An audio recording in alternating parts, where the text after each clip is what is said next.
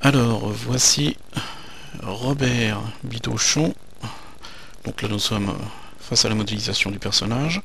Alors donc là, dans l'aspect temps réel, bien sûr, l'aspect est un tout petit peu moins précis que dans le rendu. Notamment, on voit que les matières ici ne sont pas du tout estompées. On a des zones de couleur assez marquées.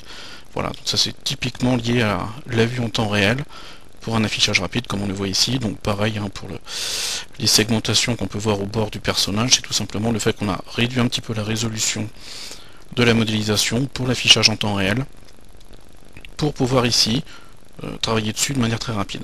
Alors voilà, donc là on a le personnage complet, habillé, etc. Donc on peut voir d'ailleurs les chaussures. Voilà. Et donc la modélisation est faite donc ici avec une position neutre par défaut.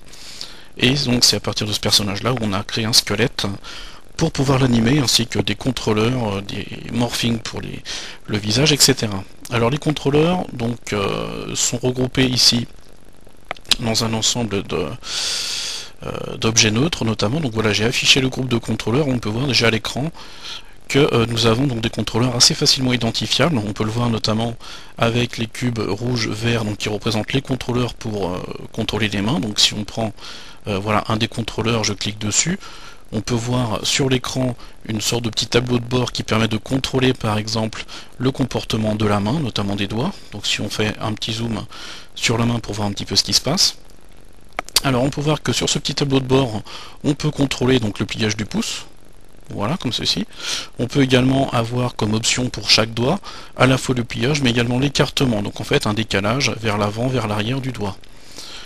Voilà, alors pareil pour l'index, on peut vérifier, voilà, le pliage se fait bien, doigt fermé contre la main.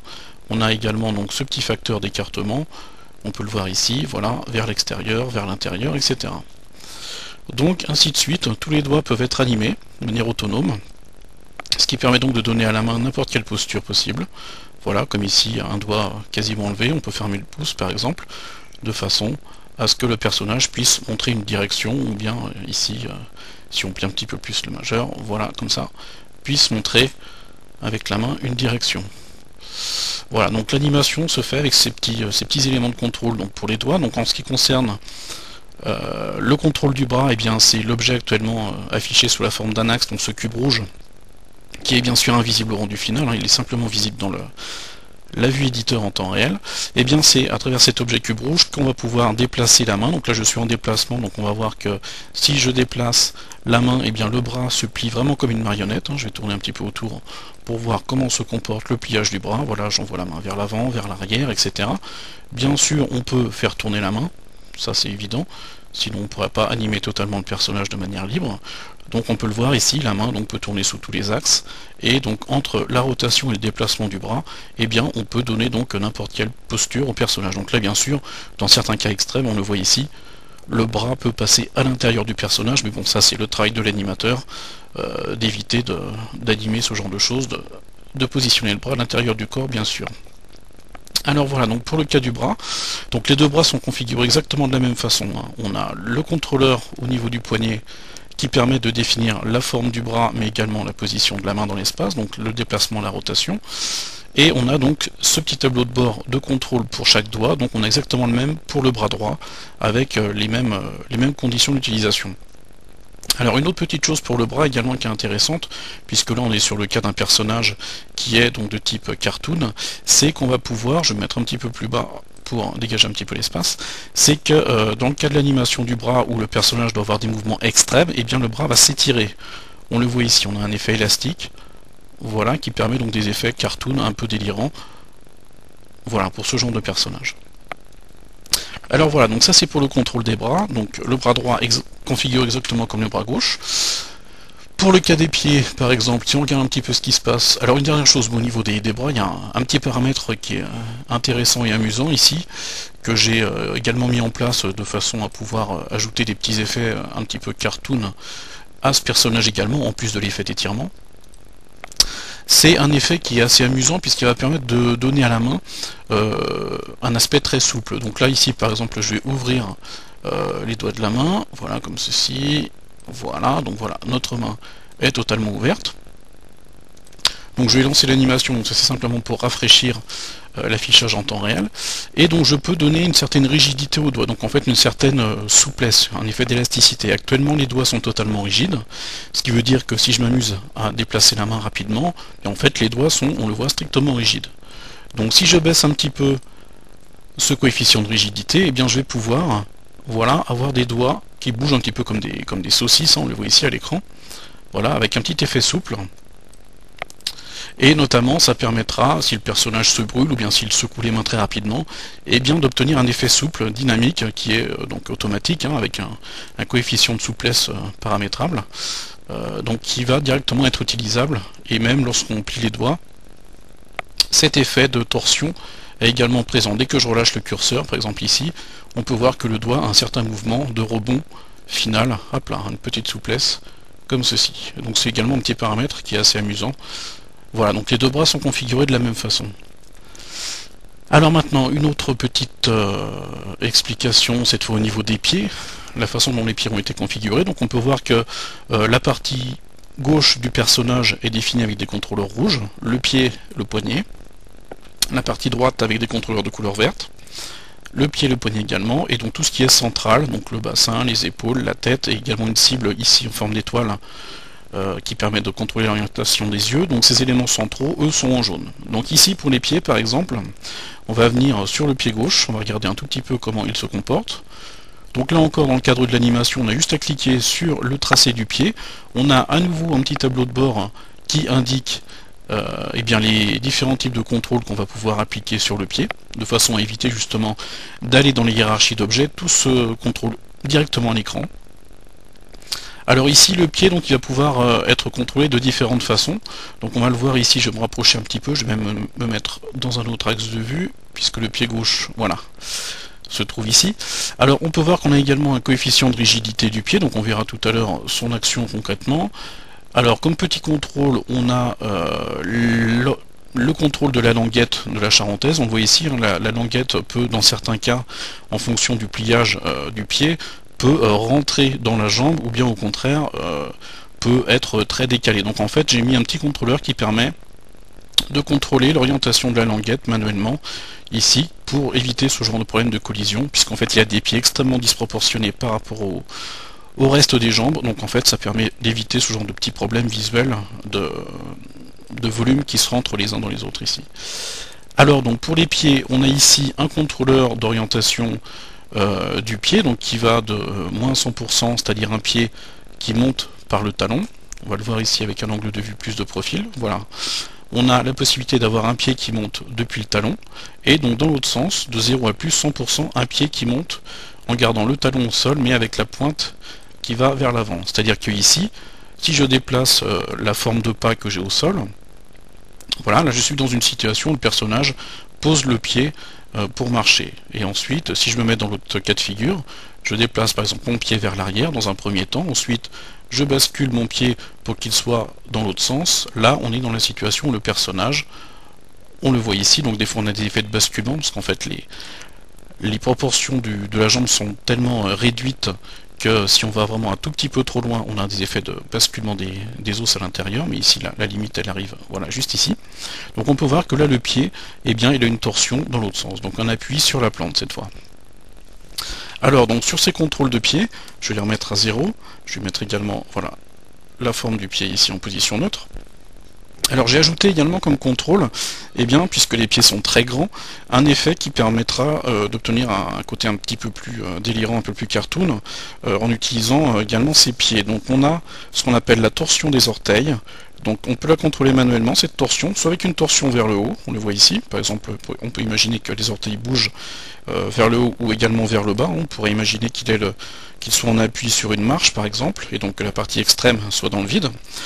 Donc on a cette petite possibilité d'avoir un contrôle manuel du pied.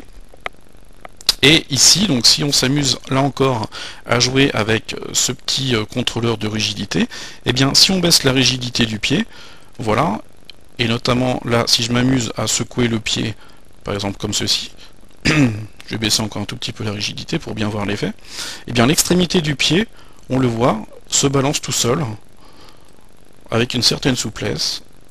Donc là encore, ça va permettre, lorsque le personnage court, marche, se retrouve en situation en l'air, par exemple, à sauter, et bien d'avoir voilà, une flexion du pied paramétrable. En plus, bien sûr, du contrôle manuel de la torsion du pied, les deux peuvent s'additionner ensuite. Voilà, donc ça c'est pour le contrôle des pieds. Donc les deux pieds sont paramétrés exactement de la même façon également, avec l'effet de torsion de l'extrémité, le contrôle de la languette, et puis l'effet de souplesse à l'extrémité du pied. Alors en ce qui concerne le visage par exemple, après on terminera par le corps de manière globale. Alors on peut voir qu'on a un élément tête, si on clique dessus, alors là c'est un petit peu brouillon, je vais écarter un tout petit peu les éléments à l'écran. Voilà, on a un tableau de bord central et puis donc deux petits éléments de chaque côté, je vais mettre comme ça. Alors la tête, on peut voir qu'on a différents contrôleurs pour la tête. Donc déjà la tête, on le verra tout à l'heure avec le béret a également une possibilité d'animation.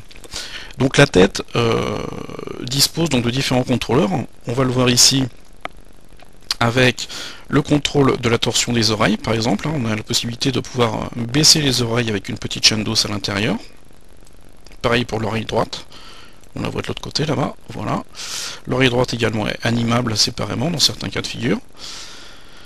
On va pouvoir également ces oreilles leur donner un effet de souplesse automatique, voilà comme ceci, lorsqu'on va animer le personnage, notamment ici si je m'amuse à faire tourner la tête dans un sens ou dans l'autre, on peut voir que les oreilles peuvent battre un petit peu comme les oreilles d'éléphant qui sont plus ou moins libres.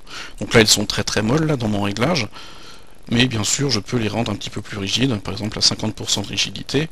Là, les oreilles sont, voilà, bougent très légèrement, vraiment quand on fait un mouvement très rapide. Donc là, c'est un mouvement un petit peu plus subtil. Voilà, donc là, on peut voir que la tête en rotation, donc se comporte tout à fait bien. On peut voir que le cou a une bonne déformation souple, etc. Je peux bien sûr orienter la tête vers le haut, vers le bas. Voilà, comme ceci. Alors on peut également, si on le souhaite, contrôler l'orientation des yeux. Ici on a une petite étoile jaune à l'écran, si on clique dessus, et bien tout simplement, si je le rapproche du personnage, le personnage va loucher, et bien sûr si je l'éloigne, les yeux vont s'écarter. Donc on peut voir ici qu'en permanence, cette petite flèche eh bien, représente la cible du regard. Donc voilà, cette flèche dans l'espace, elle est à une certaine distance du personnage.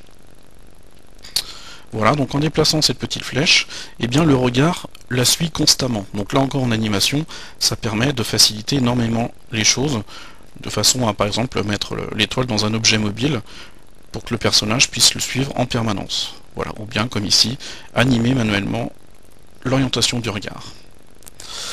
Alors, donc voilà ici pour ces petits éléments de contrôle de visage. Alors on a également pour la tête, si je reviens sur les réglages de la tête, la possibilité donc d'avoir une rigidité au niveau du nez, puisque là encore on peut, si on veut, donner à ce nez une certaine souplesse.